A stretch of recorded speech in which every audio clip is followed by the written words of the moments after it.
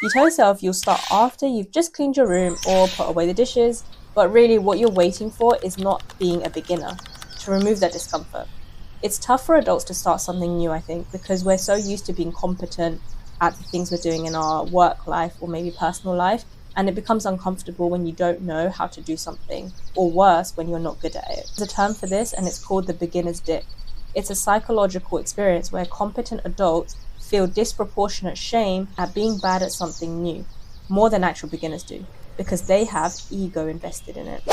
Carol Dweck talks about this in her research as well. She explains how people who tie their identity to being capable avoid situations where they might look incompetent, even when those situations would help them grow. Instead, the better way to see it is linking your identity to a more growth mindset angle, like someone who tries and learns or experiments or takes opportunities.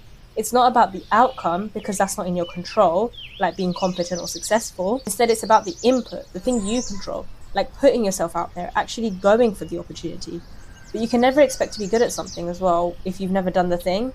That logic sounds obvious, but a lot of people forget that. I've noticed that when we have an uncomfortable feeling, like a task that we don't know how to do, or maybe it's too big, we distract ourselves, usually by picking up your phone, taking a break, going for a walk.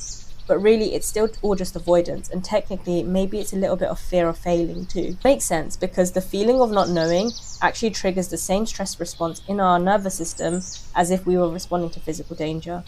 The annoying thing here is that research shows that women are more likely than men to wait until they feel fully ready before attempting something new. That's why, from what I've seen and experienced myself, the identity shift from employee who's good at her job to a beginner entrepreneur who's learning is one of the most underestimated emotional transitions in early business building.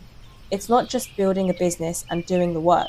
There's changes to your own beliefs and identity that get challenged with it. The thing is, it's okay to have an uncomfortable feeling, to feel new at something like a beginner and get it wrong. It's part of the process.